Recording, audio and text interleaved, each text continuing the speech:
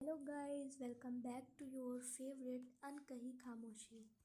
तो जैसा कि हमने पहले वीडियो में ट्रू लव की समरी का पार्ट 1 कंप्लीट कर लिया है, तो अब हम उसके आगे का पार्ट 2 देखेंगे। तो कल हमने पढ़ा था कि it's value is unknown when it's height is calculated. तो इस पैराग्राफ तक हम पढ़ चुके थे, जिसमें था कि पोल स्टार्स और लाइट हाउस से ट्रू लव को कैसे पोएट ने कंपेयर किया है। अभी हमारा नेक्स्ट पैराग्राफ है। In the third quadrant the poet reveals the ravages of time. यानी तीसरा जो क्वाड्रेंट है, क्वाड्रेंट का होता है जो फोर्थ लाइन का हमारा स्टैंजा होता है, उसको हम क्वाड्रेंट कहते हैं। तो जो हमारी पोएम का तीसरा क्वाड्रेंट है, उसमें हमारा कवि जो है वो टाइम यानी समय के प्रभाव को जो है वो समय के बारे में वो रिवील यानी उसको दर्शाता है। Time being personified as a reaper who carries the sickle with which he cuts man's life, books and possessions। यहाँ पे जो है पोएट ने पर्सोनिफिकेशन का यूज़ किया है, क्योंकि वो कहता है कि टाइम बीइंग पर्सोनिफाइड, मतलब इस समरी में भी लिखा है कि टाइम को पर्सोनिफाई किया गया एक रीपर की तरह। रीपर आप यहाँ पर समझ सकते हैं, जो कि फसल को काटता है। क्योंकि who carries the sickle, sickle means होती है हंसिया, जो मतलब अगर आप खेती से संबंधित हैं तो आपको पता होगा कि हंसिया क्या होती है। तो हंसिया जिससे फसल को काटते हैं।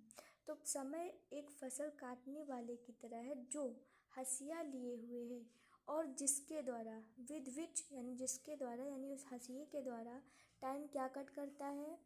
टाइम कट्स मैंस लाइफ, व्यक्ति का जीवन, उसका लुक, उसके पोजीशंस, इनको वो कट कर देता है। Time will ruin the pink lips and cheeks, जो समय है वो गुलाबी ओठों और गालों को नष्ट कर देता है। यानी यहाँ पर कवि बता रहा है कि समय के साथ शारीरिक सुंदरता नष्ट हो जाती है, but true love does not depend on physical beauty. परंतु जो सच्चा प्रेम होता है वो शारीरिक सुंदरता पर निर्भर नहीं होता है। अगले स्टैंजा में कवि कहता है true love will remain unchanged even in time. यानी सच्चा प्रेम समय के साथ भी अपरिवर्तित रहता है। यानी समय तो बदलता रहता है पर सच्चा प्रेम कभी नहीं बदलता। Until the end of the world it will remain the same.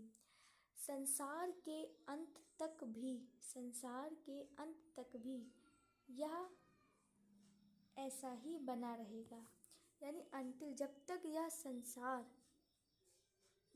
इस संसार का अंत नहीं हो जाता, यह ऐसे ही बना रहेगा। क्या? True love. यानी कब कह रहा है कि जब तक यह संसार ऐसा ही रहेगा, ये प्रेम ट्रू लव ऐसा ही बना रहेगा। It's constant and permanent and nothing will change it. ये जो है हमेशा कांस्टेंट और स्थायी, परमानेंट यानी स्थायी रहेगा, और कोई भी इसे बदल नहीं सकता, कोई भी इसे बदल नहीं पाएगा। नथिंग विल चेंज इट, यानी इसमें कुछ भी बदलाव नहीं होगा। The last two lines reform the poets assertion that true love is constant and permanent. यानी कि जो हमारी 2 लाइन्स का स्टैंडा, जिसको हम कपलेट कहते हैं, उसमें कवि कहता है कि जो ट्रू लव है वो कांस्टेंट और परमानेंट है। पहले वाली लाइन रिपीट हुई है कि ट्रू लव जो है हमारा वो नियत और निरंतर स्थायी है।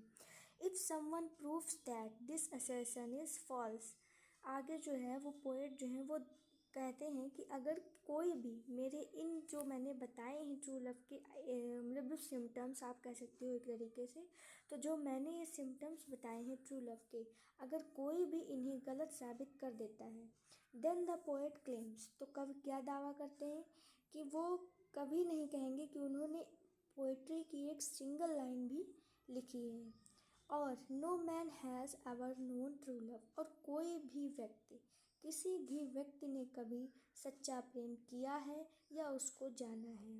तो कब कहते हैं कि अगर मेरे ये दावे गलत साबित होते हैं तो मैं कभी नहीं मैं कहूँगा कि मैंने पोइट्री की एक सिंगल लाइन भी लिखी है, और ना ही कोई किसी व्यक्ति ने सच्चा प्रेम किया है और ना ही उसको जाना है।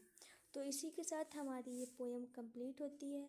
अभी अपने नेक्स्ट पार्ट में मैं आपको बताऊंगी कि एपिक सोनेट्स और इलेजी, इसकी एक सारी पार्ट्स वाइज वीडियो आती रहेंगी। तो आप चैनल को सब्सक्राइब करें और चैनल से जुड़े रहिए।